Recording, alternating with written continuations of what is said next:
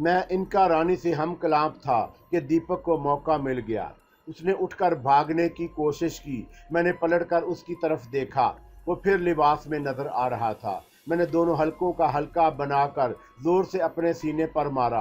दीपक लड़खड़ा कर जमीन पर गिरा, फिर उसी की तरह बुरी तरफ लड़कने लगा, जैसे उसे अपना तवाज़न बरकरार रखने में दुश्वारी पेश आ रही हो। उसने फिर चीखना चिल्लाना शुरू कर दिया। पिंडत नोल कशूर की रफ्तार में भी तेजी आ गई। दीपक मेरे पास आकर टकरा कर रुका तो मैंने उसे तेज नजरों से घूरा। बहुत उछल कूद कर चुका हराम के तुखम, अब खामोशी से उठकर अकड़ू बैठ जा, सर घुटनों के दरमियान कर ले, आंखें मूंद ले। जो कुछ होगा तुझसे नहीं देखा जाएगा। तेरा गुरु भी आ रहा है, अब उसकी बारी है। मैंने किसी जख्मी सांप की तरह फुंकार कर बड़े सफाक लहजे में कहा, चिंता मत कर, मैं पहले तेरे गुरु का क्रियाक्रम कर लूं, फिर तुझे भी उसके पास भेज दूंगा। खबरदार जो हमारे बीच टांग फंसाने की कोशिश की। मेरे लबो लहजे में ऐसी घन गर्ज थी कि दीपक ने तामील हुक्म में देर नहीं लगाई। मैंने नजरें उठाकर सामने की तरफ देखा। मेरा और पिंडत नूल कशूर के दरमियान फासला बड़ी तेजी से घट रहा था। उसके गिरगों के तेवर भी खतरनाक नजर आ रहे थे। मुझे देखकर यह खुशी हुई कि वो मारने या मर जाने का फैसला करके काली के मंदिर से बाहर आ गया। मैंने सैयद की लाठी पर गिरफ्त मजबूत कर ली। इनका रानी मेरे सर पर आलती पालती मारकर बैठ गई। मेरी निगाहें पिंडत नूल कशूर और उसके साथियों पर जमी हुई थीं। वो सारे के सारे 10 फुट के फासले पर पहुंचकर रुक गए। मेरे इर्द गिर्द खड़े हुए पिंडत पुजारी उनके साथ शामिल होने लगे। उनकी पेशानी पर नफरतों के जाल बिछे हुए थे। उनकी तेवरों में गजब का समंदर चिंगाड़ रहा था। उन्होंने अपने जिस्मों पर भभूत मला हुआ था। अजीब बदका खेद नजर आ रहे थे। सभी की निगाहों में शोलों का रक्स जारी था। दिल कशूर की पेशानी पर कुशादा थी, लेकिन वो फराख दिल नहीं था, बड़ा कीना परवर था।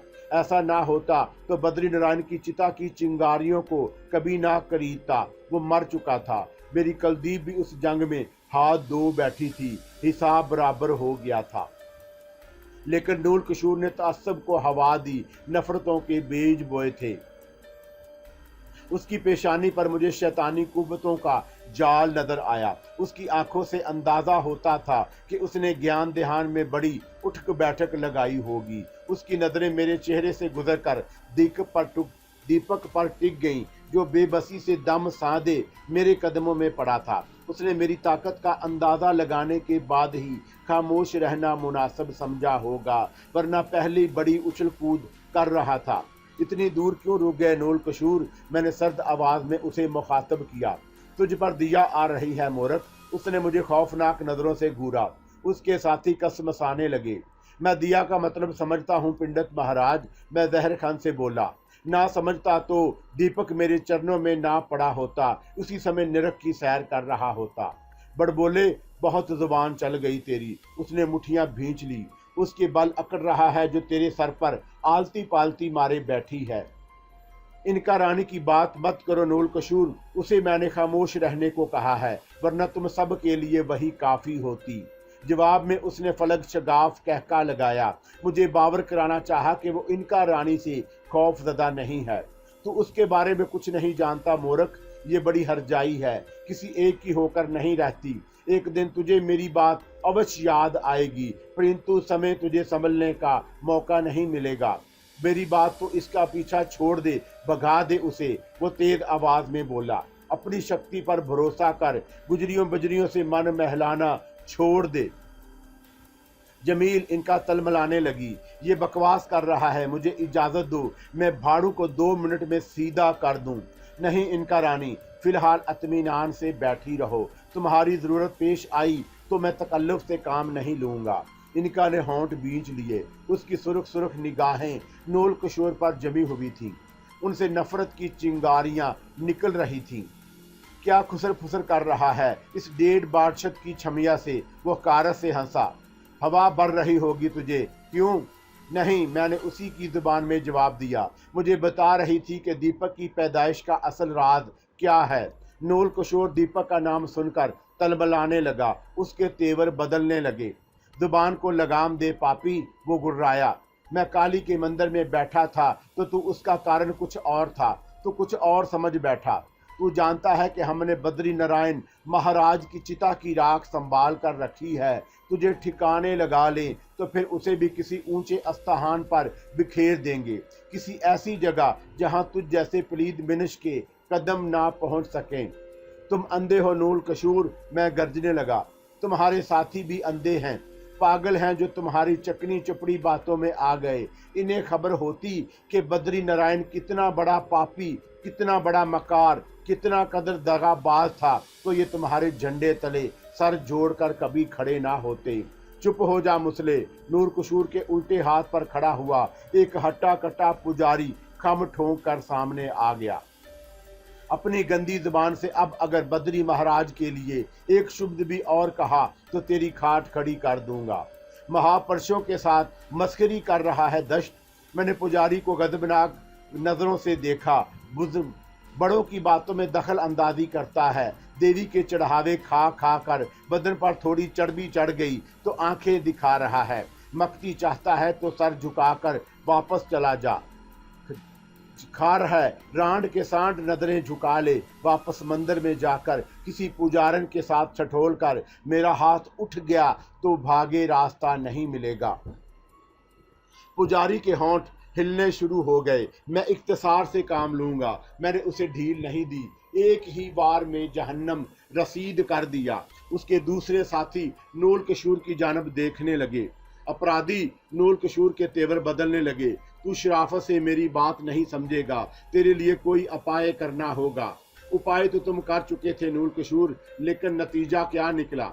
मैंने सर्द लहजे में कहा। मैं तुम्हारी काली की तमाम शक्तियों को नीचे दिखाकर बाहर निकल आया। तुम सब टापते रह गए। अब तुमको भी बाहर आना पड़ा दीपक के लिए। इसे छोड़ दे, नूल कशूर ने झल्लाकर जवाब दिया। बालकों पर हाथ उठाना महापुरुषों का सेवा नहीं होता। छोड़ दूंगा। मैंने जल्दी पर तेल छिड़का। सुना है तो दीपक का मुंह बोला बेटा कहता है, असलियत क्या है? पंडित नूल कशूर तप उठा, पीछो ताब खाने लगा। उसके चेहरे पर मावराई कुव्वतों का जाल फैलने लगा। जमील, इनका रानू पहलू बदल कर बोली, तुम वक्त बदबार कर रहे हो। खेल जल्दी निमटा कर यहाँ से निकल चको। तुमने जवाब नहीं दिया महाराज। मैंने नूल कशूर पर तंज के तीर बरसाने शुरू किए। आज तो अपने उसी रखेल का शुभ नाम बता दो जिसने तुम्हारे इस पाप की निशानी को जन्म दिया था। वो जिंदा है या तुमने अपना पाप छुपाने की खातर उसे भी जमुना की तरह जुबान काट कर गूंगी कर दिया? महाराज, एक साधु ने मजमा से निकलकर नूल कशूर से कहा, ये पापी मुसला जो मन में आए बोले चला जा रहा है। तुम काली के मंदिर के बड़े पुरोहित हो, महापुरुष हो, तुम्हारी शक्ति अपरंपार है, फिर उसे जलाकर भस्म क्यों नहीं कर देते? इस दश्त की जुबान काट कर फेंक दो। पूरा हरद्वार तुम्हारे साथ है, किस बात का विचार कर रहे हो? नूल कशूरी की त्योरी के बल और गहरे पड़ गए। साधु की बात सुनकर दूसरे पंडित पुजारियों की नजरें भी उसकी जानब उठने लगी। नूल कशूर तन कर खड़ा हो गया। दीपक को हटा दे रास्ते से, फिर मैं बताता हूं तुझे कि कितने बीसी के 60 होते हैं। मैंने ठोकर मार दी। दीपक बुलबुलाता हुआ दूर जा पड़ा। मैंने सैयद की लाठी को मजबूती से थाम लिया। दूसरी तरफ नूल कशूर ने पलटकर काली के मंदिर के बड़े गुंबद की तरफ देखा। कई बार झुक झुक कर डंडोत किया। फिर उसने मेरी तरफ देखा। उसकी निगाहों में शोले भड़क रहे थे। गुस्से की शिद्दत से उसके बदन पर कपकी भी तारी हो गई।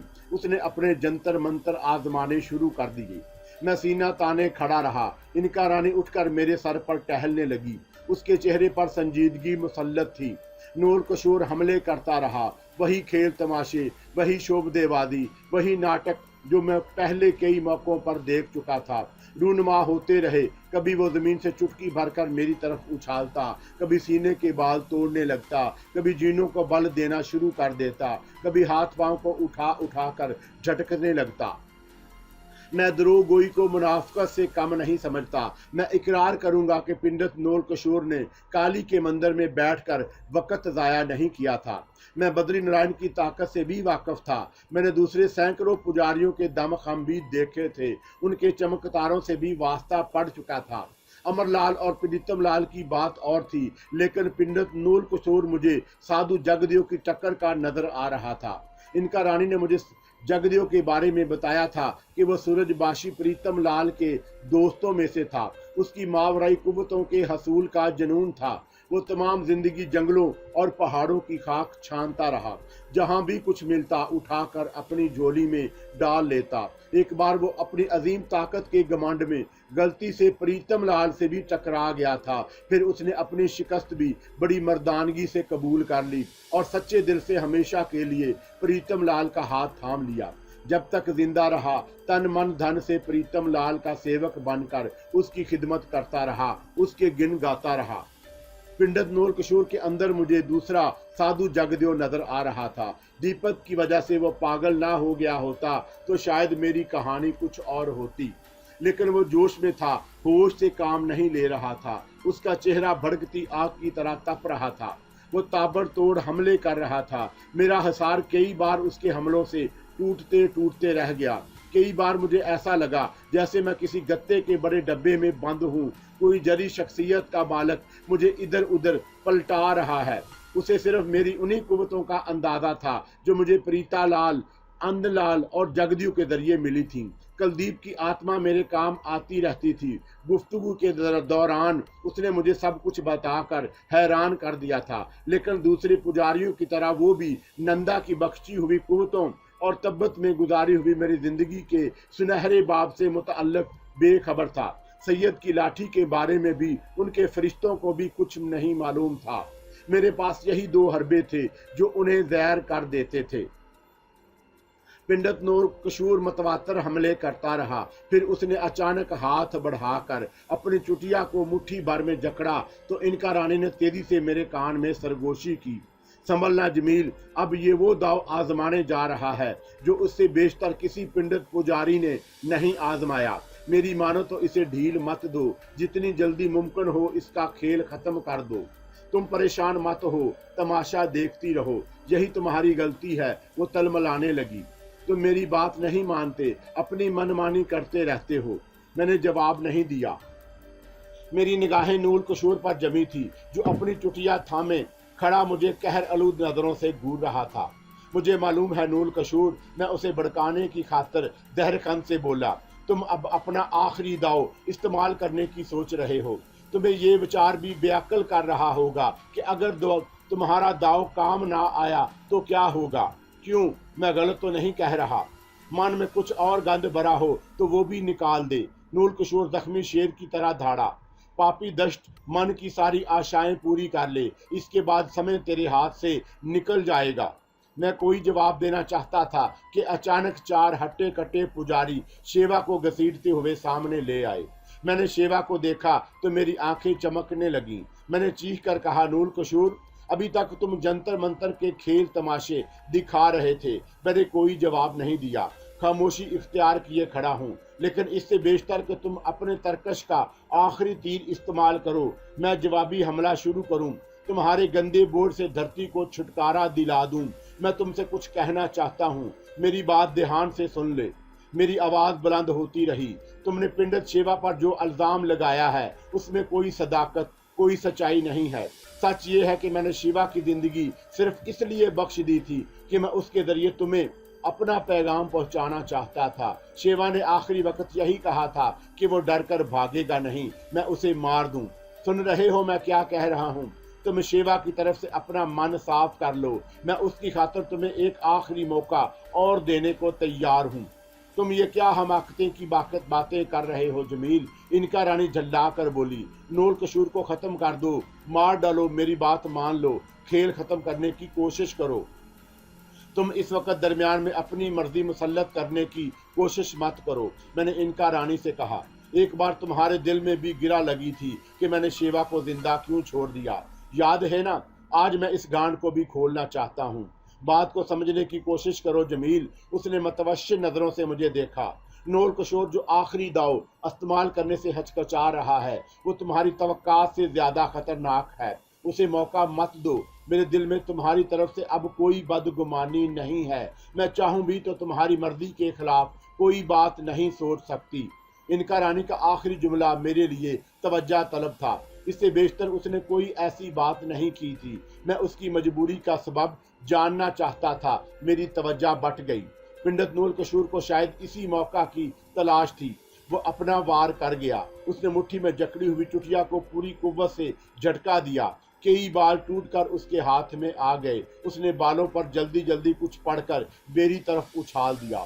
फिजा में बिजलियां कड़कने लगी। ऐसी आवाजें गूंजने लगी जैसे हजारों बदरूहें चीख रही हों। मुझे अपने जिस्म पर शदीद तपश का एहसास हुआ। मैंने जिस्म पर नजर डाली तो शशदर रह गया। मैं नंगा खड़ा था। मेरे जिस्म पर स्याह स्याह आबले नजर आ रहे थे। मैंने जो हिसार कायम किया था वो टूट चुका था। पिंजत पुजारियों के चेहरे खुशी से तमताने लगे। सैयद की लाठी मेरे हाथ से छूटकर मेरे कदमों में गिर गई। मैं उसे उठाने के इरादे से झुका। नूल कशूर को एक मौका और मिल गया। उसने बरक रफ्तारी से गली में पड़ी हुई अजनबी तारा उतार कर मेरी तरफ उछाला। मैं रस्सियों में जकड़ा गया। हाथ पांव हिलाने के काबिल नहीं रहा। इनका रानी मेरे सर से उतर गई। मैं सैयद की लाठी पर ऊंधे मुंह गिरा। जब अचानक कोई आफ्ताब खिलाफे तवक्का आ पड़े तो एक लम्हे को इंसान शशदर रह जाता है। उसके हाथ पैर भूल जाते हैं, कुछ सुझाई नहीं देता। मेरे साथ भी ऐसा ही हुआ। सब कुछ मेरी तवक्का के खिलाफ हुआ। बाजी एकदम से पलटी थी। इनका रानी ने कहा भी था कि नूल कशूर वो आखिरी हरबा इस्तेमाल करने की सोच रहा था जो इससे बेशतर किसी पिंडत पुजारी ने नहीं किया था। इंसान हमेशा गलत फहमी का शिकार होता है। मुझे भी कुछ ज्यादा ही कुछ फहमी हो गई थी। नूल कशूर को मौका मिल गया। उसने ताबड़तोड़ हमले शुरू कर दिए, लेकिन उसने अभी तक मेरे करीब आने की हिम्मत नहीं की। उसकी देखा देखी उसके चेले भी दूर ही दूर खड़े थे। फिर एक पिंडत ने, जो नूल कशूर के सीधे हाथ पर खड़ा था, चीख कर शेवा से कहा, तेरे इम्तिहान का समय आ गया शेवा। आगे बढ़कर इस मुसले का किस्सा पाक कर दे, हम तुझे क्षमा कर देंगे। तुझे फिर वही मान मिलेगा जो तूने खो दिया था। पिंडत ने धोती के अंदर छुपा हुआ शिकारी चाकू निकालकर शेवा की तरफ उछाला। शेवक चाकू पर गिरफ्त जमाकर बिजली की सूरत के साथ मेरे करीब आया। वो खिलाहट में कोई जवाबी कार्रवाई करना भी भूल गया। शेवा की आंखों में खून उबल रहा था। वो उछलकर जमीन पर घुटने टेक कर बैठ गया। लात मारकर उसने मुझे चित किया। उसका सीधा हाथ फिला में बुलंद हुआ। मैंने आंखें बंद कर लीं। मौत का तस्वर पलकों के नीचे अंधेरा बनकर लहराने लगा। मेरे हाथ की रस्सियां कट गईं। मेरे हाथ आज़ाद हो गए। मुझे यकीन नहीं आया, शायद मैं फिर किसी खुशफहमी का शिकार हो रहा था जब शेवा मेरे जिस्म से लिपट गया। उसने दूसरों को यही तासर देने की कोशिश की थी कि वह मेरा गला घोंट कर मारना चाहता है। उसकी आवाज़ सरसराती हुई मेरे कानों में गूंजी, तुमने मेरा जीवन मुझे दान कर दिया था। मैं तुम्हारे दान किए हुए जीवन से तुम्हारा ही खून नहीं कर सकता। अब तुम जानो और तुम्हारा काम। मैंने अपना धर्म उपदेश निभा दिया, कर तो ये समय पूरा कर दिया। मैंने हाथ आज़ाद होते ही सैयद की लाठी पकड़ ली। इर्तिकाद और मराकबे का अमल करता हुआ तेजी से उठा। हिसार खींचने में बड़ी इजलत से काम लिया। नूल किशोर और उसके साथी हैरत ज़दा रह गए। उनकी कहर आलूद नजरें मौका की नज़ाकत भांप कर शेवा की जानब उठने लगी। मैंने सैयद की लाठी उठाकर उसका रुख पिंडत नूल किशोर की सिमत कर दिया। वो फिजा में उछलकर जमीन पर चारों शाने चित गिरा। मैंने उस पुजारी की सिमत देखा जिसने शेवा को शिकारी चाकू देकर मेरी तरफ भेजा था। मैंने उल्टा हाथ उसकी तरफ करके उंगलियां झटक दी। वो भी जमीन पर गिरकर तड़पने लगा। फिर उसका जिस्म अकड़ गया। मैंने अपने जिस्म के आबलों पर फूंक मारी। सारी सोजश खत्म हो गई। तमाम छाले और दाग धब्बे दूर हो गए। मैं लपक कर नूल किशोर के सर पर पहुंच गया। उसके साथ खड़े हुए पुजारी मेरी वहशत देखकर काई की तरह फट गए। बहुत सारों ने धोतियां संभाल कर मंदिर की तरफ भागना शुरू कर दिया। पिंडत नूल किशोर मेरे हमले का तोड़ करके उठने की कोशिश कर रहा था। मैंने सैयद की लाठी उसके सर पर मारी। उसकी खोपड़ी दो हिस्सों में मुनकसिम हो गई। भेजा निकलकर बाहर आ गया। वो माही बेआब की तरह तड़प तड़प कर ठंडा हो गया। हजूम में भगदड़ मच गई। पिंडत पुजारी काली के मंदिर की तरफ बेतहाशा भागने लगे। दूसरे तमाशबीन भी तितर बितर हो गए। दीपक ने भी जान बचाने की खातर दौड़ लगा दी। मैंने उसे भी पिंडत नूल किशोर के साथ ही जहन्नम के सफर पर रवाना करना चाहता था। शेवा ने उसकी सिफारिश की तो मैंने उठा हुआ हाथ नीचे गिरा लिया। मैदान में सिर्फ शेवा रह गया। मैं कदम उठाता उसके करीब चला गया। शेवा, मैंने उसे तहसीन अमीद नजरों से देखा। मैं तुम्हारा एहसान कभी नहीं अब कार किस बात का? वो मेरी बात काट कर बोला। मैंने हिसाब बराबर कर दिया। मेरे साथ चलो शेवा, मैंने उसे दावत दी। मैं तुम्हारे ऊपर आंख बंद करके भरोसा कर सकता हूँ, हम एक और एक मिलकर 11 बन जाएंगे। नहीं महाराज, उसने महाराज कहकर मेरी बर्तरी तस्लीम कर ली। मेरी दावत ठुकरा कर बोला, मैं काली का सेवक हूँ, मैंने काली के चरणों में जन्म लिया था, मेरा अंत भी देवी के चरणों में ही होगा, तुम जाओ। मैं शिवा को समझाना चाहता था कि पुलिस की गाड़ियों के सायरन की तेज आवाजें मेरे कानों में गूंजने लगी। दौड़कर भाग गए थे। अब उनकी मुखबिरी पर शायद पुलिस ने मुझे घेरने की कोशिश शुरू कर दी। 2-3 लाशों की मौजूदगी में मुझे कातिल साबित करना उनके लिए ज्यादा दुश्वार न था। शिवा भी फिक्रमंद नजर आने लगा। मैं फरार का कोई रास्ता तलाश करने के बारे में गौर कर रहा था कि इनका रानी मेरे सर पर वापस आ गई। मैंने होंठ चबाते हुए पूछा, अब क्या होगा इनका रानी? वो फिर मेरा वक्त बर्बाद करेंगे, चंद्रा को गौर करने का मौका मिल जाएगा। इनका रानी ने कोई जवाब नहीं दिया। उसने अपने पंजे इतनी शिद्दत से मेरे सर में चुभोए कि मैं संभल ना सका। मेरी नजरों के नीचे घुप अंधेरे के बादल तैरने लगे। मेरे जहन पर तारी धुंध आहिस्ता आहिस्ता छट रही थी। एक हल्की सी मलजगी चादर जैसी तारीकी अब दरमियान में हायल थी। इस तारीकी में उस पार मेरा माजी दफन था। मेरी किताबें जिंदगी के अफराक जा बजा निखरे पड़े थे। उन पर हालात और गुजरे वक्त की गिर्द जम चुकी थी। मैं यकीन से कुछ नहीं कह सकता कि पढ़ने वाले मेरी दास्तान का क्या असर कबूल करेंगे। जिसके दिल पर क्या गुजरती है, तकलीफ की शिद्दत का अंदाजा उसके सिवा कोई दूसरा नहीं लगा सकता। मैं उस वक्त भी बड़ा बेसकून था जब मलजगी बारीक चादर की तारीकी भी रफ्ता रफ्ता दूर हो गई। मेरा जहन पूरी तरह काम करने लगा।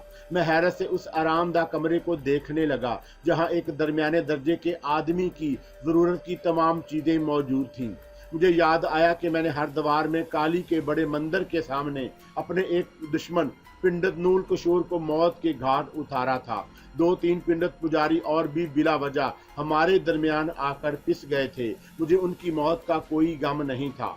नूल किशोर की मौत मेरे लिए बायसे मुसर्रत थी। मैं उसकी लाश पर चिता की आग तक पहुंचने से पहले अपनी कामयाबी का जश्न मनाना चाहता था। सैयद ने भी अशारों कनायों में ताली बजाने और थिरकने का जिक्र किया था। इसका क्या मतलब था मैं यकीन से नहीं कह सकता, मगर मेरी यही ख्वाहिश थी कि 2-4 ठुमके जरूर लगा लूं, मगर उससे की फुर्सत नहीं मिली। नूल किशोर की मौत कोई मामूली हादसा नहीं था। वो काली के बड़े मंदिर का पुरोहित था। उसकी मौत की खबर जंगल की आग की तरह फैली होगी। पिंडत पुजारी मंदिर के तह खानों में छुपकर बैठ गए होंगे। मैं एक आरामदा कमरे के बिस्तर पर पड़ा छत को घूर रहा था जब एक मर्दाना आवाज मेरे कानों में गूंजी, अब आप क्या महसूस कर रहे हैं? मैंने पलट कर देखा। मेरी आंखें नमनाक होने लगीं। मैं रुकनुद्दीन की हवेली में था। एक मुद्दत के बाद रुकनुद्दीन को देख रहा था। वो अपनी पेराना साली के बावजूद मुझसे बड़ी इज्जत और एहतराम से मुखातब हुआ था। उसकी हवेली से मेरी जिंदगी की बहुत सारी खुशगवार यादें वाबस्ता थीं। रुकनुद्दीन ने मेरा बड़ा साथ दिया था। अपने हवेली के दरवाजे मेरे ऊपर खोल दिए थे। यहीं पहली बार मेरी और सैयद मजदूब की मुलाकात भी हुई थी, जिसने मेरी जिंदगी में तलातुम पैदा कर दिया था। और भी बेशुमार यादें थी जो मेरे जहन में करवटें बदल रही थी। मैं यहाँ कब आया था? मैंने रुकनुद्दीन के सवाल को नज़रअंदाज करते हुए पूछा।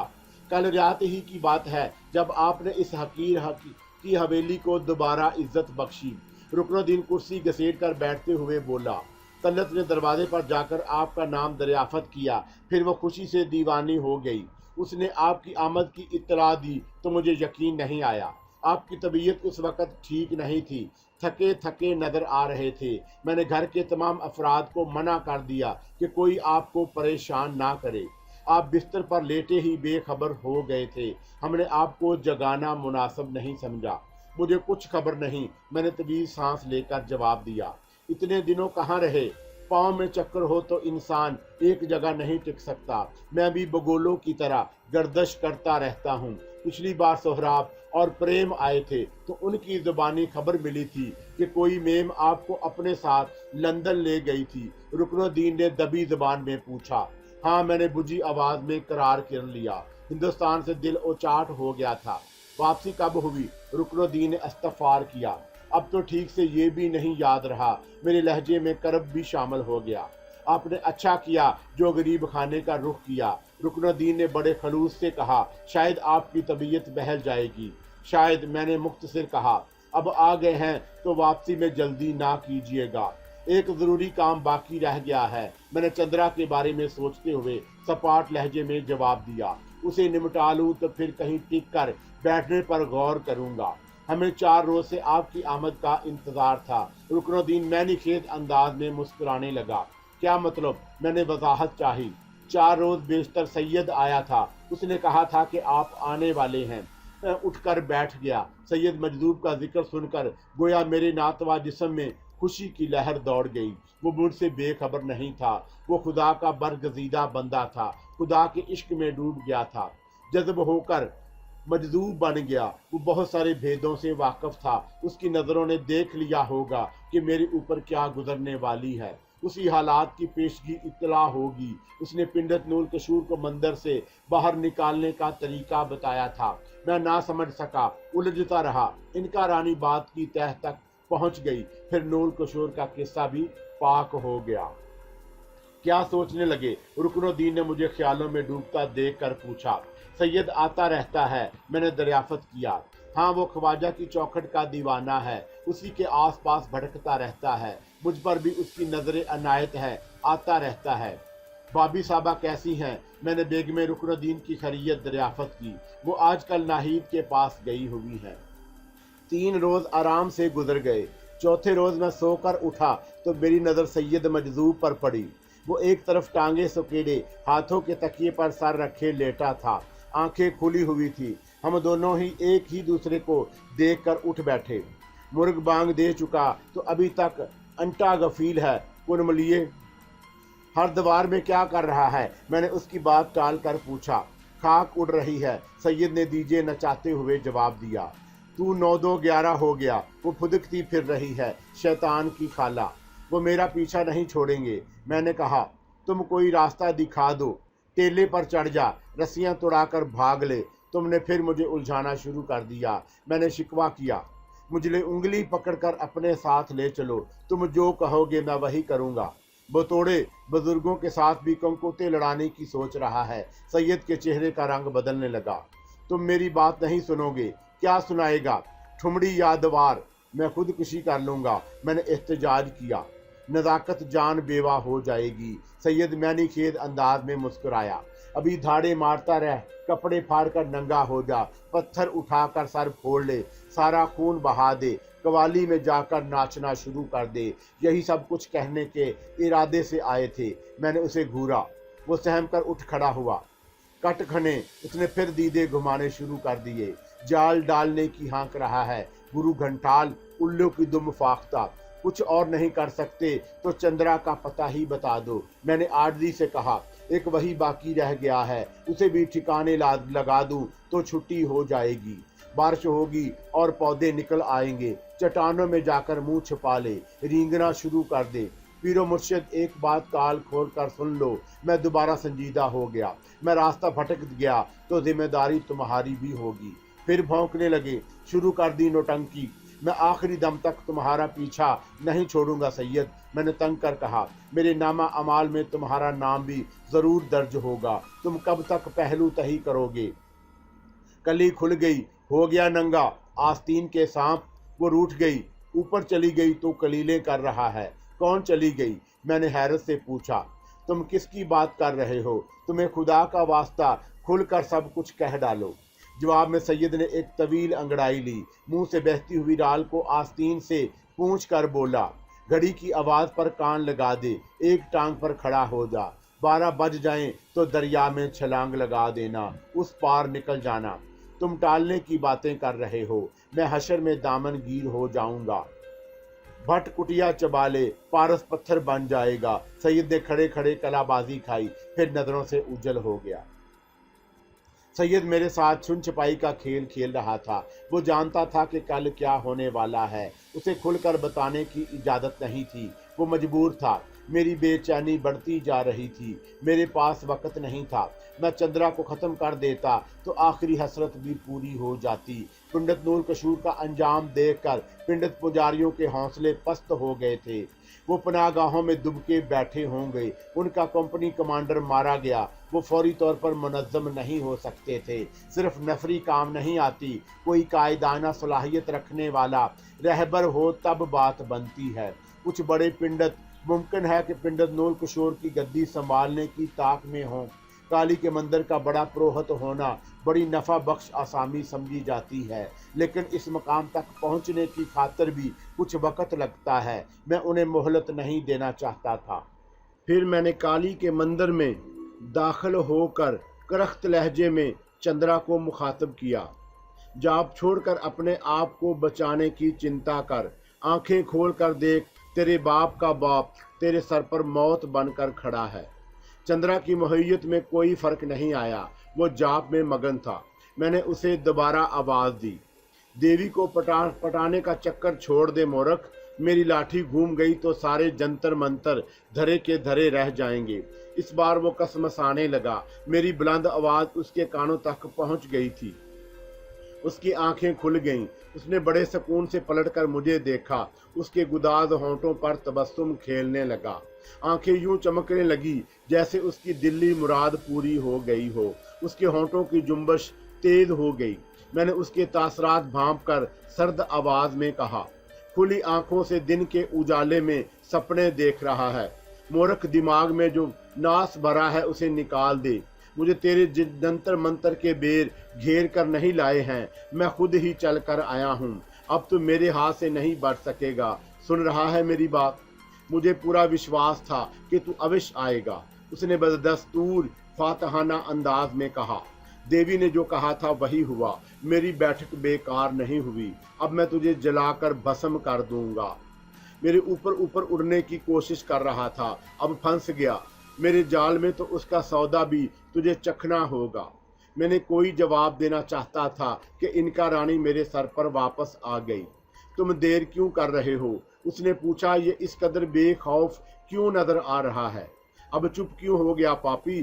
चंद्रा ने मुझे खामोश देखकर फिर बकवास शुरू कर दी। मैं समझ रहा हूँ कि तेरे मन में क्या विचार डोल रहा है। ये भी देख रहा हूँ कि तेरे कसबल अभी नहीं निकले। मैं चाहूँ तो मट्टी की एक चुटकी उठाकर तेरी तरफ फेंकूं तो तू जलाकर भस्म हो जाएगा। मेरी सौगंध पूरी हो जाएगी, परंतु मैं ऐसा नहीं करूँगा। उसके तेवर खतरनाक होने लगे। तू मुझे बालक समझ रहा है। तुझे अभी मेरी शक्तियों का अंदाजा नहीं है। ये क्या बकवास कर रहा है जमील? इनका रानी ने हैरत का इजहार किया। बड़े खेल तमाशे दिखा चुका, बड़ी उछल कूद कर ली, बहुत नाटक कर चुका। अब तेरी एक नहीं चलेगी, उसने मेरा मज़का उड़ाते हुए कहा। तेरी भाग्या का सूरज डूब चुका। तेरी सहायता करने वाले अब इस धरती पर नहीं रहे। सबको आकाश पर बुला लिया गया। मैं चंद्रा की जुबान से अपनी कुलदीप का नाम सुनकर पागल हो गया। मेरी सब्र का पैमाना लबरेज हो गया। मैंने सैयद की लाठी मंडल की सिमत फेंकी। कर्बनाक चीखों की आवाजें उभरी। रोशनी के तेज झमाके हुए। चंद्रा जिस मंडल को अपने लिए नाकाबिले तस्खीर समझ रहा था वो टूट गया। चंद्रा की आंखें पिटपटाने लगीं। वो उछलकर खड़ा हो गया। फटी फटी नजरों से मुझे घूरने लगा। अब बोल मूर्ख, मलीच पापी, तू मुझे क्या भाषण दे रहा था? बड़े दीदे निकाल कर बातें कर रहा था, राग रागनियों में अलाप रहा था। अब सिटी गुम हो गई। मुझे ऊपर जाने की सलाह दे रहा था। अब बोल, तेरे साथ क्या करूं? तुमने चंद्रा को छेड़कर अच्छा नहीं किया, तुम्हें पछताना पड़ेगा। वो खुद को संभाल कर बोला। देवी मेरी रक्षा करेगी। मैंने भी कच्ची गोलियां नहीं खेली। फिर बढ़ने लगा औकात से। फिर शुरू कर दी देवी और देवताओं की बातें। मैंने जहर खान से जवाब दिया, पक्की गोलियां खेली होती मूर्ख तो जमील अहमद खान के मुकाबले पर आने की भूल कभी ना करता। क्या तेरे परखों ने तुझे तेरी असली पता का नाम नहीं बताया था? नूर कशूर के बल पर अकड़ रहा था। खबर है उसका क्या हुआ? मैं उसकी गर्दन नाप कर आ रहा हूँ। उसके सेवक अब तक उसकी चिता की राख भी समेट चुके होंगे और तू यहाँ बैठा देवी के साथ आंख मटक्का कर रहा है। तू मेरा कुछ नहीं बिगाड़ सकता जमील अहमद, वो सीना तान कर बोला। मैं तुम्हारी पूरी कहानी सुन चुका हूँ। वो सुंदरना दरमियान में ना आ जाती तो। चुप हो जा, जाए नुतफा ना तहकीक, अपनी गंदी जुबान बंद कर ले। मैं चीख उठा। तुझे जो घूट कर पिलाया गया है उसमें जहर की आमेज़श भी है। कुलदीप दरमियान में कभी ना आती अगर तेरा बाप बद्री नारायण को हथेली लगाने की खातर दरमियान में ना आ गया होता। उस गरीब ने तेरे जहन्नम नसीब बाप से कहा भी था कि वो दोनों दरमियान से हट जाएं, कोई किसी की मदद ना करे, मुझे और बद्री नारायण को मर्दों की तरह मैदान में छोड़ दिया जाए, फिर जो जीत जाएगा। लेकिन तेरे बाप ने ये बात नहीं मानी। वो काली के बलबूते पर अलख नरिंजन का नारा लगा रहा था। पहले भी उसने मेरी कुलदीप सामने खामोश खड़ी रही, बार बार अमरलाल को समझाती रही, लेकिन वो नहीं माना था। तू भी उसी का तुखम है चंद्रा, अभी वक्त है, अपनी गर्दन नीची कर ले, अपनी जिंदगी की भीख मांग ले। मैं वचन नहीं देता कि तुझे क्षमा कर दूंगा। हो सकता है मुझे तेरी जवानी पर रहम आ जाए। ये भी मुमकिन है कि मैं तेरे टुकड़े टुकड़े करके कुत्तों के आगे डाल दूं। जमील इनका कसमसाने लगी। जल्दी करो, इसे मौका ना दो, मार डालो, सर कुचल दो इसका। चंद्रा मेरी बात सुनकर आगे बढ़ा। शायद मेरी बात उसकी समझ में आ गई थी। वो मेरे कदमों में झुकने को आमादा हो गया। मैं खुशफहमी का शिकार था कि वह सूर का बच्चा अपनी चाल चल गया। मेरे करीब पहुंचकर उसने जिस्मानी कुव्वत का मुजाहरा किया। वो बिलाशुबा मुझसे कहीं ज्यादा तनुमंद था। उसने मेरी टांगे पकड़कर हवा में उछाल दी। मैं फौरी तौर पर अकल इस्तेमाल ना की होती तो पत्थराली जमीन से टकराकर मेरा सर जरूर पाश पाश हो जाता। इनका रानी उछलकर एक तरफ चली गई। मैंने उठने में सुस्ती का मुजाहरा नहीं किया। चंद्रा के होंठ हिल रहे थे। वो किसी खतरनाक जंतर का विर्द कर रहा था कि मेरी हथेली उठ गई। मैंने एक आजमूदा मंत्र पढ़कर हथेली को उसकी तरफ झटका। चंद्रा उड़ता हुआ मंदिर की दीवार से टकराया। उसने जबत का मुजाहरा किया। जमीन पर गिरते ही उसने अपने सीने का एक बाल तोड़कर काली की मूर्ति की तरफ फेंका। मुझे खुद को संभालना मुश्किल हो गया। हवा का एक गर्म झोंका मुझे धकेलता हुआ मंदिर से बाहर ले गया। जमील, इनका रानी ने मेरे सर पर आकर बुखलाए हुए लहजे में कहा, मुझे इजाजत दो, मैं चुटकी बजाते में खेल खत्म कर दूंगी। बात बढ़ गई तो चंद्रा इस समय तुम्हारे हाथ में नहीं आएगा। मुझे इनका रानी की बात अच्छी नहीं लगी। शायद वो चंद्रा के मुकाबले में मुझे कमजोर समझ रही थी।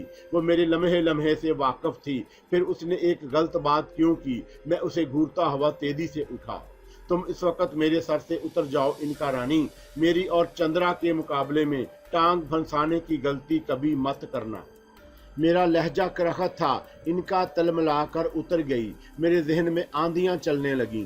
मैंने अर्तकाद और मुराकबे का अमल किया। सैयद की लाठी मेरे हाथ से निकल गई थी। चंद्रा ने सामने आकर दूसरा वार किया।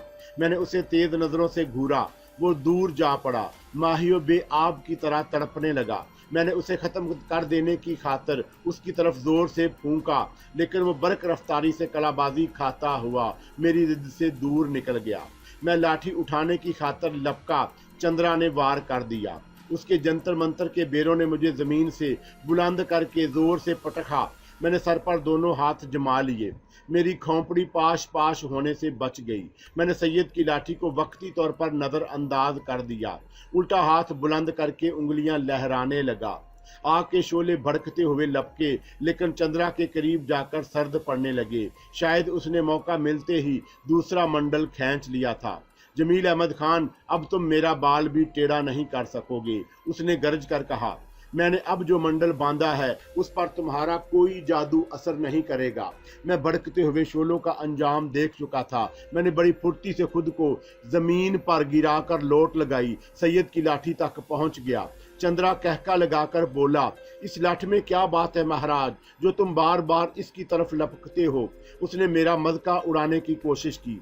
तुम लकड़ सोंगे तो नहीं हो जो लकड़ी सोंगाकर बच्चों को अगवा करने का काम करते हो। देर मत करो जमील, इनका रानी फिर मेरे सर पर उतर गई। तुम नहीं समझ रहे चंद्रा जान, बूझ कर तुम्हें बातों में उलझा रहा है। उसे किसी का इंतजार है। किसका इंतजार है? मैंने हैरत से वजाहत चाही। वो कौन माई का लाल है जिसे अपनी जिंदगी प्यारी नहीं? किसका दिल दुनिया से उचाट हो गया? कौन जानबूझकर मौत के मुंह में छलांग लगाने का ख्वाहिशमंद है? तो उसे भी आ लाने दो, मैं चंद्रा के साथ उसे भी नर्क में झोंक दूंगा। एक साथी होगा तो चंद्रा का दिल भी बहलता रहेगा। मैं मजबूर हूँ, मैं तुम्हें उसका नाम नहीं बता सकती, लेकिन अगर वो सामने आ गया तो खेल खराब हो जाएगा। फिर शायद तुम चंद्रा को आसानी से ना मार सकोगे। इनका रानी फिर जिद करने लगी। मेरा कहा मान लो, सैयद की लाठी उसकी तरफ उछाल दो। उसने जो मंडल कायम किया है वो टूट जाएगा। उसके बाद तुम बातों में वक्त बर्बाद करना। मैं गलत नहीं कह रही। तुमने देर कर दी तो बाजी तूल पकड़ लेगी। ये सुनहरी मौका हाथ से निकल जाएगा। इनका रानी, मैंने उसकी तरफ गौर से देखा। मैं महसूस कर रहा हूँ कि तुम अब कुछ बातें मुझसे छुपाने लगी हो। पुरस्रार बातें करना आ गया है तुम्हें। मैं गलत तो नहीं कह रहा। ऐसा नहीं है। वो तलमलाने लगी। मुझे गलत मत समझो, कुछ मजबूरियां हैं।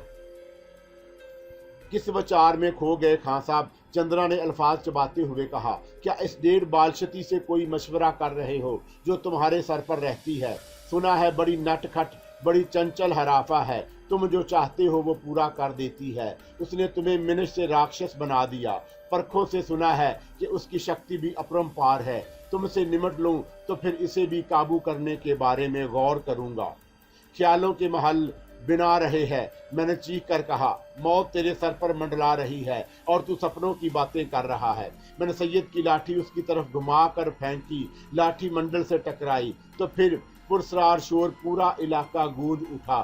चंद्रा ने जो हिफाजती खौल कायम कर रखा था वो टूट कर रेजा रेजा हुआ तो उसकी आंखें फिर पटपटाने लगी। वो जान गया कि इस लाठी में कोई ऐसी नादीदा करामाती ताकत है जो बार बार उसे नंगा कर रही है। उसने आसमान की जानब तवज्जो मबजूल करने की कोशिश की, फिर बड़ी तेजी से लपक कर लाठी पर हाथ डाल दिया। लेकिन उसके बाद जो कुछ हुआ उस आसमान पर गुडमुड होते उन खौफनाक इंसानी हयोलियों के लिए भी इंतहाई हैरान कुन होगा जिनका जिक्र इनका रानी ने किया था। सैयद की लाठी को हाथ लगाते ही चंदर का उल्टा हाथ कलाई तक इस तरह भक से उड़ गया जैसे बारूद ने चिंगारी पकड़ ली हो। वो कर्बनाक अंदाज में चीखने लगा। मुझे यूं लगा जैसे लता मंगेशकर सरीली आवाज में कोई दर्द भरा गीत गा रही हो। लकड़ संगुए की लाठी छूने से कुछ स्वाद आया बालक? मैं जहर खान से बोला। बड़ा चित्र चलाक बनने की कोशिश कर रहा था। अब तेरी खाट खड़ी होने का वक्त आ गया। तू रांड बेवा की तरह रो क्यों रहा है?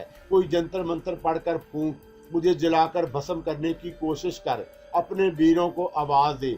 अगर वो भी ना सुने तो अपने पिता का नाम लेकर बिलकना शुरू कर दे। शायद उसकी आत्मा को तुझ पर दिया आ जाए। चंद्रा की चीखें थम गई, लेकिन अब उसकी निगाहों से खौफ झांक रहा था। कभी वह सैयद की लाठी को फटी फटी नजरों से घूरने लगता, कभी मुझे देखकर होंठ चबाने लगता। सुना है तू विंध्याचल की पहाड़ी गुफाओं में बैठा देवी को राजी करने के कारण कोई राग सुना रहा था। मैंने उसकी बेबसी का मजाक उड़ाते हुए कहा। तूने माथे पर तिलक लगाकर काली के चरणों में बैठकर सौगंध खाई थी कि जब तक मुझे नष्ट नहीं कर लेगा किसी नारी के रसीले शरीर को हाथ नहीं लगाएगा। ये क्या गलती कर बैठा? तेरी तकिया पूरी ना हुई तो उन पुजारनों और देवदासियों का क्या बनेगा जो बूढ़ी होती जा रही हैं? किस किस के सपने घोटे करेगा? अभी वो अभी आई थी, रूपकरण अंदर से की गोली, ऊपर से नरम अंदर से गर्म, दूर से झलमला रही थी। वो किसके सहारे जिंदा रहेगी? जमील, इनका रानी बेचैन होने लगी। तुमने मेरी बात नहीं सुनी। अब चंद्रा तुम्हारे हाथ नहीं आएगा। ये तुम क्या कह रही हो? ये बचकर निकल गया तो मेरी कलदूब की बेचैन रूह को करार किस तरह आएगा? वो मिशन कैसे पूरा होगा जो प्रीतम लाल मेरे हवाले करके गया था? तुमने बातों में वक्त जाया कर दिया। अब कुछ नहीं हो सकता।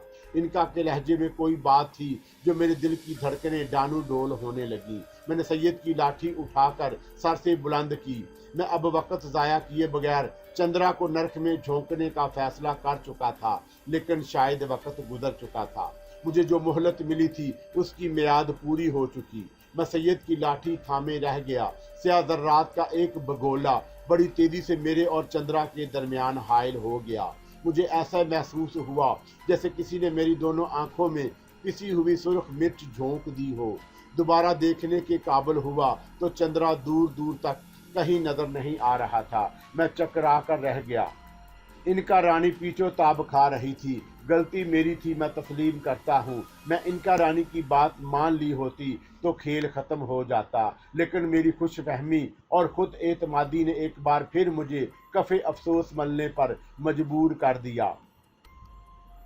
मैंने तुमसे कहा था ना कि मैं सुन चुका हूँ, बार बार सुन चुका हूँ, लेकिन मैं भी क्या कर सकता हूँ। मैं झल्ला कर बोला।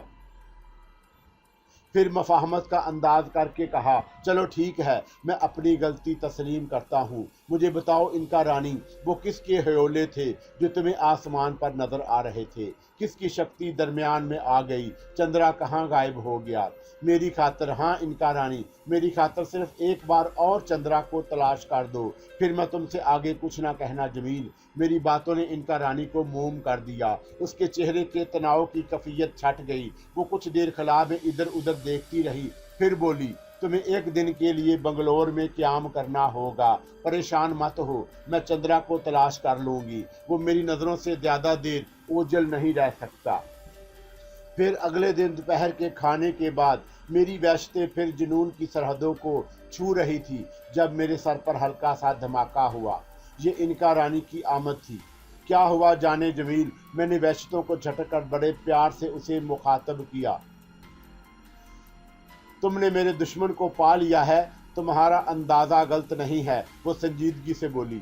मेरे इख्तियार में होता तो मैं उसे लाकर तुम्हारे कदमों में डाल देती, लेकिन वो फिर मंडल खींच कर बैठ गया। उसने काली माई के नाम पर एक खतरनाक जाप शुरू कर दिया है। वो है कहाँ? मैंने बेचैनी से दरियाफत किया। मैसूर की पहाड़ी पर, वो कसमसा कर बोली। तुम्हें एक और बात सुनकर तअज्जुब होगा। वो क्या? मेरा अज़तराब बढ़ने लगा। उसका जो हाथ जलकर भस्म हो गया था दोबारा अपनी असली हालत में वापस आ गया। और कोई खास बात? हाँ, इनका रानी ने अजीब अंदाज में मुस्कुरा कर कहा, जब तुम्हारा और चंद्रा का आमना सामना होगा तो मैं किसी बात के लिए तुम्हें मजबूर नहीं करूंगी। क्या मतलब? मैं चौंका। तुम उसे मारने के लिए दिल की जितनी चाहे भड़ास निकाल लेना, मैं क्या समझूं? मैंने उसके चेहरे के तासरात देखकर कहा, क्या तुम मुझसे खफा हो? ये बात नहीं है, उसने जल्दी में जवाब दिया। तुमसे खफा होकर कहाँ जाऊंगी? अब तुम्हारा साथ कभी खत्म ना होगा। तुमने फिर मामले में गुफ्तगू शुरू कर दी। थोड़ा सा इंतजार और कर लो जमील, हर बात तुम्हें मालूम हो जाएगी, उसने संजीदगी से कहा। फिर मौजू बदल कर बोली, जमील, तुमने झरना के सिलसिले में जो वादा किया था वो याद है ना? उसकी आवाज़ उबर आने लगी। तुमने कहा था कि तुम मेरे लिए कोई दूसरी झरना ला दोगे, उससे भी बेहतर। हाँ, मैंने सटपटाकर उसका दिल रखने को कहा। मुझे अपना वादा याद है। क्या एक इंसान किसी दूसरे का नामुदल बदल भी हो सकता है? इनका रानी की खूबसूरत आंखों से टिप टिप आंसू गिरने लगे। हाँ, मैंने उसे तलाशा देने की खातिर कहा। अगर खासियतें मिलती जुलती हों, जज्बों में सदाकत हो, इंसान आपस में सच्चे दिल से समझौता कर ले। मैंने अपना जुमला मुकम्मल नहीं किया कि उसने गुफ्तगू का रुख बदल दिया। हम मैसूर कब चलेंगे? जब तुम हुक्म दो। वो आंखों के रास्ते मेरे दिल में उतरने लगी और मैं उसी वक्त उठकर खड़ा हो गया। मैंने मैसूर की पहाड़ियों पर कदम रखा तो कुलदीप की याद ने मुझे डसना शुरू कर दिया। मुझे माजी की बातें भी याद आने लगी। जख्म पर जमी खरिंड मुंह खोलने लगी और बल आखिर मैं उस गार तक पहुंच गया जहां सूरज की रोशनी भी मौजूद थी। शायद गार के अकबी दहाने पर कोई जगह ऐसी खाली थी जहां से रोशनी आ रही थी। गार खासा कुशादा था, ऊपरी चट्टान भी बुलंदी पर थी। मैंने चंद्रा को देखा जो कमरा अकड़ाए तना बैठा मदम आवाज में किसी मंत्र का जाप कर रहा था। उसकी आंखें बंद थीं। वो मेरे कदमों की आहट पर नहीं चौंका। काली के जाप में बहुत ज्यादा बुढ़हिक मालूम होता था। जमील, इनका रानी ने संजीदगी से कहा, आज मैं तुम्हारे ऊपर चंद्रा के बीच कोई दखल नहीं दूंगी। तुम अपने दिल की तमाम हसरतें पूरी कर लेना। मैंने गौर से देखा, वो नाराज नहीं थी। बहुत गिड़गिड़ा चुका पापी, अब काली का पीछा छोड़ दे। आज उसकी शक्ति तेरे किसी काम नहीं आएगी। पत्थर की मूर्ति में जान नहीं होती तो पिंडित पुजारी उसके चरणों में थाल सजा सजा कर कभी ना पेश करते। ये सारी चढ़ावे तुम्हारी प्रोक्तों, पिंडतों और पुजारनों का पेट भरने के लिए होते हैं। तुम्हारे ज्ञानी दयानी पिंडतों ने अच्छा ढोंग रचाया है। इधर कोई धरी अकीदत से थाल भरा फूल रखा कर हटा, उधर तुम्हारी पुजारी उसको चट कर जाते हैं। हार फूल देवदासियों के गले में डाल दिए जाते हैं, उनके बदन और महक उठते हैं। मैंने बुलंद आवाज में कहा, मैं गलत तो नहीं कह रहा? ये बातें तुझे तेरी पिंडत और पुजारी कभी ना बताएंगे। तू जानकर करेगा भी क्या? तेरा समय आ चुका है। चंद्रा ने आंखें खोल दी। सुर्ख सुर्ख आंखों से मुझे घूरने लगा। शायद उसे यकीन नहीं आया कि मैं इतनी जल्दी दोबारा मौत बनकर उसके सर पर सवार हो जाऊंगा। उसकी आंखें सैयद की लाठी पर बार बार उठ रही थी, जिसने दोबारा उसके मंडल को तोड़ दिया था। क्या देख रहा है बालक? मैं वही हूँ जिसे तू जल देकर भाग निकला। स्याह जर्रात के बगोले ने तेरी जान बचा ली। तुझे 5 रोज सांस लेने का मौका और मिल गया। आज ऐसा नहीं होगा। सुन रहा है? मिथरा के पेड़े, मुकद्दर के लड्डू, तू दीवाना हो गया है, गुमंडी बन गया है। चंद्रा ने बड़े सुकून से जवाब दिया। बड़ी दूर चलकर आया है, जाकर आशनान कर ले, कुछ खा पी ले। तेरे चेहरे पर जो गिर्द और गंद जमी है उसे दूर कर ले, फिर आ जाना। आज मैं तुझे ऐसा पाठ पढ़ाऊंगा जैसे तेरी आत्मा भी कभी नहीं भूलेगी। एक इजाजत और दे दे बालक, मैंने सपाट लहजे में कहा। बोल। वो मेरा मतलब नहीं समझ सका। उसकी गर्दन अकड़ गई। तू कहे तो फूल चुन लूं? कहाँ है फूल? उसने हैरत से पूछा। तेरे मुंह से झड़ रहे हैं, मैंने मुस्कुराकर कहा। तो वो तलमलाने लगा, फिर ऊंचा उड़ने लगा। उसने खुद को संभाल कर जवाब दिया। मैंने सैयद की लाठी को मजबूती से थाम कर कहा, चंद्रा, मैं तुझे एक मौका दे रहा हूँ, कोई आखिरी ख्वाहिश हो तो बता दे। मैंने लाठी घुमा दी तो फिर तुझे मौका नहीं मिलेगा। चंद्रा ने मंदिर के अंदर बैठे बैठे फूंक मारी। तेजदार बर्छियां हवा में लहराती हुई मेरी समत लपकी। कोई और होता तो उबली हुई शकरगंदी की तरह एक ही हिल्ले में कई टुकड़ों में तकसीम हो जाता। मैं इस किस्म के हजारों खेल तमाशे देख चुका था। मैंने सैयद की लाठी सामने कर दी। बर्छियों की शक्ल में नमूदार होने वाले बैर भयानक चीख मारकर गायब हो गए। मैंने चंदर को ललकारने से बेशतर अर्तकाज और मराकबे के अमल के अलावा हिसार भी कायम कर लिया था। चंद्रा ने दूसरा वार किया। इस बार मैं जहां खड़ा था वहां से ऊपर से अंगारे बरसने शुरू हो गए। मेरे हिसार से टकराकर वो भी राख हो गए। मैंने एक उंगली उठाकर झटकी। गर्म राख उड़कर तेजी से चंद्रा की सिमत लपकी। वो घबरा गया। मैंने हंस कर कहा, अभी तू नादान है बालक, इतनी जल्दी भूल गया कि तूने भी मंडल खींच रखा है। मैंने जहर खान से पूछा, बुद्धि से काम लेना कब सीखेगा? वो एक लम्हे को खफीफ हुआ, फिर दोनों हाथ बुलंद किए तो बादलों की चिंगाड़ शुरू हो गई। मेरी निगाहों के सामने चट्टान का एक हिस्सा शक हुआ। उसमें भाप के साथ खोलता हुआ पानी इतनी तेजी से उबलकर मेरी तरफ आया कि मैं भी घबरा गया। इनका रानी ने बर वक्त याद ना दिलाया होता तो शायद मैं बुखला कर हिसार से बाहर निकल जाता। चंद्रा की आवाज चट्टानों में गूंजी, तू भी डर गया ना? बड़ा मर्द बन रहा था। हाँ बालक, मैं इनकार नहीं करूंगा। मैंने तेरी मर्दानगी से उसकी बात कबूल कर ली। मैं भूल गया था कि तू किसकी औलाद है। काली माई के अलावा उसने भी तुझे बहुत कुछ दान किया होगा। अब ऐसा नहीं होगा। तेरी झोली में जितने आतिशबाजी, जितने पटाखे और हैं, उन्हें भी फोड़ डाल। तू थक जाएगा। मैं तुझे लाठी का कमाल दिखाऊंगा। नरक में जाकर अपने पिता को भी बता देना कि तूने कैसे कैसे अचंभे देखे हैं। मैंने लाठी को जरा सा घुमाया तो चंद्रा की आंखों से खौफ झांकने लगा। उसने आसमान की तरफ नजर उठाकर देखा। फिर उसने एक एक करके अपने तिरकश के सारे तीर आजमा लिए। कभी खौफनाक दरिंदे जमीन से उबल उबल कर मेरी तरफ छलांगे मारते, कभी कौड़ियाले सांपों की फसल उग आती, कभी गाढ़े गाढ़े खून की बारिश होने लगती। हशरातुल अर्ज बिलबिलाते हुए मेरी जानब लपकते, कभी गुप अंधेरा तारी हो जाता, बिजलियां जोर जोर से कड़कने लगती। मैं सब कुछ देखता रहा। मैं हिसार के अंदर महफूज था। मैं बुखल से काम नहीं लूंगा। मैं तस्लीम करूंगा कि चंद्रा ने विंध्याचल की बर्फानी गुफाओं में बैठकर अपना वादा पूरा किया था। उसने बद्री नारायण से ज्यादा शक्तियां हासिल की थी। बहरहाल मेरी जगह कोई और होता तो उसके कदम ना जाने कब के उखड़ गए होते। चंद्रा थक कर हार हाँपने लगा तो मैंने इत्मीनान का सांस लिया। वो फिर बार बार आसमान की तरफ नजरें उठा रहा था। इनका रानी, मैंने कुछ सोचकर पूछा, ये बार बार ऊपर क्या देखने लगता है? क्या फिर सरस्या रात का कोई बगोला नीचे उतरने वाला है? नहीं, आज ऐसा नहीं होगा। लेकिन इनका कुछ कहते कहते खामोश हो गई। तुम चुप क्यों हो गई? मैंने वजाहत चाही। क्या बात है?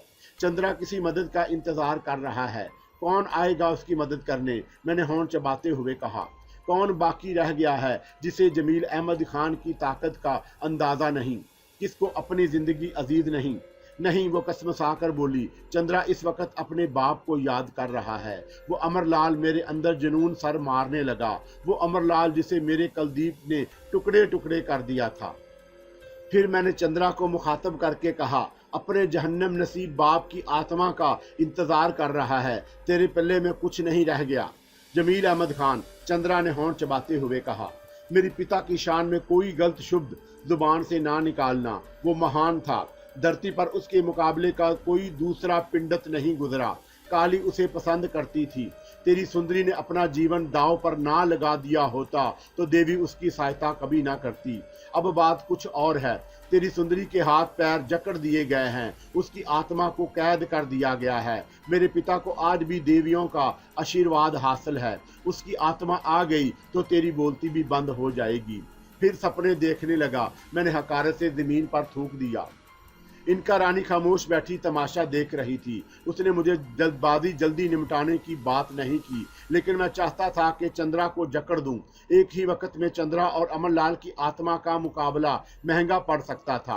वो किसी रूप में आता तो और बात थी। मैंने अपने इरादे पर अमल करने में देर नहीं की। सैयद की लाठी घुमाकर मंडल की तरफ उछाल दी। काली के नाम पर खींचा गया मंडल भी टूट गया।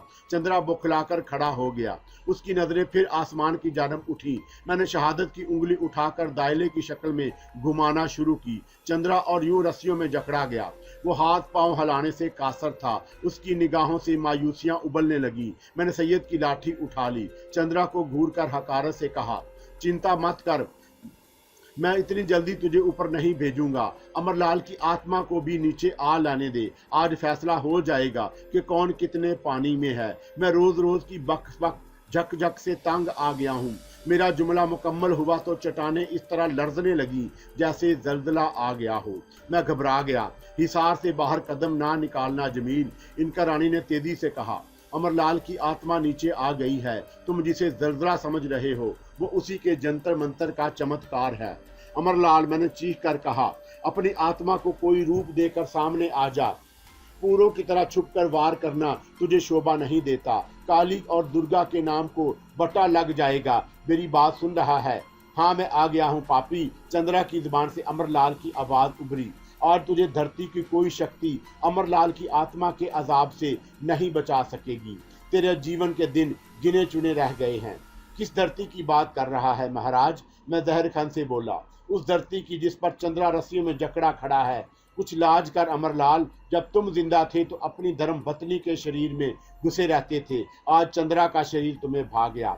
जवाब में चंद्रा ने फेरी ली। उसके जिस्म की डोरियां कच्चे धागों की तरह टूट गईं। मैं समझ गया कि अमरलाल की आत्मा ने काम दिखाना शुरू कर दिया। मैंने संभल कर वार किया। चंद्रा जमीन पर ढेर हो गया। मैंने उस पर नजर जमा दी। नंदा के एक अमल को आजमाया। वो लड़खड़ाता हुआ मेरे हिसार तक आ गया।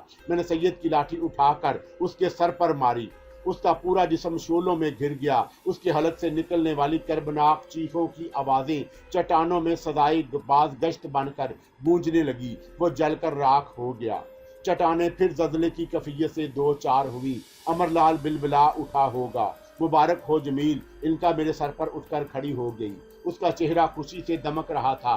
चंद्रा खत्म हो गया। उसकी आत्मा भी फना हो गई। उसने यही कहा था। किसने कहा था? मैंने वजाहत चाही, लेकिन उसके जवाब देने से बेशतर मेरी नजरों ने एक नाकाबिले यकीन मंजर देखा। चंद्रा के जिस्म की राख ने फैलकर फिर इंसानी खाके की लकीरें बनाना शुरू कर दी। उसके खाके की आज़ाद तरतीब पाने लगी। मैं हैरत से आंखें फाड़े सब कुछ देखता रहा। अज़ान मुकम्मल होकर दोबारा चंद्रा की शक्ल इख्तियार कर ली। वो अकड़ी हुई लाश नजर आ रहा था। फिर मेरी सामने मेरी सांस सीने में रुकने लगी। चंद्रा की उकड़ी हुई लाश में तेजी से जिंदगी के आसार नजर आने लगे। उसके सीने ने धड़कना शुरू कर दिया। उसके हाथ पैर आहिस्ता आहिस्ता मुतहरक हुए। उसकी आंखें खुली तो हलकों के दरमियान दो दहकते अंगारे नजर आए। फिर वह फुर्ती से उठ खड़ा हुआ। मेरी जगह कोई कमजोर दिल आदमी होता तो उसकी रूह फना हो जाती। कदमों पर खड़े रहने की बजाय धड़ाम से चट्टान पर ऊंधे मुंह गिर जाता, लेकिन मैं जमा खड़ा रहा।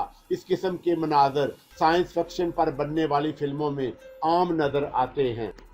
ये अमरलाल की आत्मा का कमाल है जमील, इनका ने बड़े इत्मीनान से कहा। उसने चंद्रा के शरीर पर कब्जा कर लिया। काली और दुर्गा मिलकर उसकी मदद कर रही हैं। काली कुव्वतें अमरलाल की आत्मा के गिर्द जमा हो रही हैं। मैंने जो कुछ अमल पढ़कर अपने हिसार को मजबूत कर लिया। सैयद की लाठी की मौजूदगी में मुझे कोई खौफ नहीं महसूस हुआ।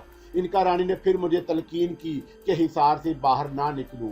अमरलाल की आत्मा चंद्रा को मरता देखकर पागल हुई थी। उसे भी यकीन नहीं आया कि मैं चंद्रा को इतनी आसानी से मार दूंगा। पापी दष्ट हथियारे, तूने चंद्रा को मारकर अपनी मौत को आवाज दी है। अमरलाल की आवाज चट्टानों में गूंजी। तुम गलती पर हो अमरलाल, मैंने तलमलाकर कहा। चंद्रा को मैंने नहीं, पिंडत नोल कशूर ने हशकारा था। वो गिरे मुर्दे उखाड़ने की खातिर खुद अपनी मौत के दिन गिन रहा था। बात वहीं खत्म हो गई थी जहां कुलदीप और तुम्हारी दरमियानी ताकत का फैसला हुआ था। तुम्हारी काली ने उसकी भेंट स्वीकार कर ली। बात बराबर हो गई। अगर तुम महान शक्ति के मालिक हो तो ये भी जानते होगे कि मैं लंदन क्यों गया था। पिंडत नोल कशूर ने अपनी दुकान चमकाने के लिए बद्री नारायण और तुम्हारे नाम को इस्तेमाल किया। पिंडत पुजारियों के दिलों में नफरत के बीज बोए। चंद्रा भी उसके बहकावे में आ गया और तुमने भी उसे समझाने की कोशिश नहीं की, लेकिन तुम्हें मेरी शक्ति और हालात का इल्म नहीं था। शक्ति की बात मत कर पापी, वो बल खाने लगा। जब मैंने तेरी सुंदरी पर वार किया था उस समय भी तू भी वहां मौजूद था। याद है तुझे उसके जिस्म में कितनी सुइयां चुभ गई थी। मैंने तेरे सामने उसे नंगा कर दिया था, उसके उजले शरीर को स्याह कर दिया। उसके पूरे बदन पर आंवले उभर आए। उसका चेहरा भयानक कर दिया। वो कष्ट की हालत से दो चार थी। मुझे बाद में खबर मिली कि वो देवी को अपनी भेंट का वचन दे चुकी है। मैं मंदिर की उसी कारण दौड़ा था कि देवी को राजी कर लूं। मुझे पहले से मालूम होता तो मैं अपनी भेंट पेश कर देता। तेरी सुंदरी की एक ना चलती, मैं उसके समय तुझे भी नरक में झोंक देता। बद्री नारायण भी ना मरता, चंद्रा को तेरे मुंह लगने की जरूरत पेश ना आती। तू बकवास कर रहा है, मैंने गजबाक लहजे में जवाब दिया। मेरी कुलदीप ने तुझे दरमियान से हट जाने को कहा था, तूने उसकी बात नहीं मानी। तुझे शक्ति आजमाने की दावत भी उसी ने दी थी। वो पहल कर देती तो तुझे चमत्कार दिखाने का मौका कभी ना मिलता। तूने जो कुछ किया मुझे याद है, तुझे भी याद होगा। अमरलाल चंद्रा के रूप में सामने खड़ा था। उसकी दहकती हुई आंखों से शोले निकल रहे थे। मैंने सैयद की लाठी पर अपनी गिरफ्त मजबूत की, लेकिन मुझे हमला करने की मोहलत नहीं मिली। अमरलाल उछलकर दूर चला गया। उसकी नजरें अब लाठी को घूर रही थीं। प्रीतम लाल की तरह वो भी उसकी करामतों का राज जानने की कोशिश कर रहा था। मैंने पुतलियों को जुम्बश दी। अमरलाल चकराकर जमीन पर गिरा। उसने उठने की बजाय जवाबी हमला किया। मेरा हिसार टूट गया। मुझ पर हैरतों के पहाड़ टूट पड़े। आखिरी मार्के के वक्त भी उसने मेरे हिसार को तोड़ने की खातर अपने सारे जंतर मंतर आजमा लिए थे। उसे कामयाबी नहीं हुई थी। फिर वो आज किस तरह कामयाब हो गया। मुझे सख्ते की कैफियत से दो चार देखकर वो भी हैरत से पलकतें झपकाता हुआ तेजी से उठा। उसने अपने सर को तेजी से झटका।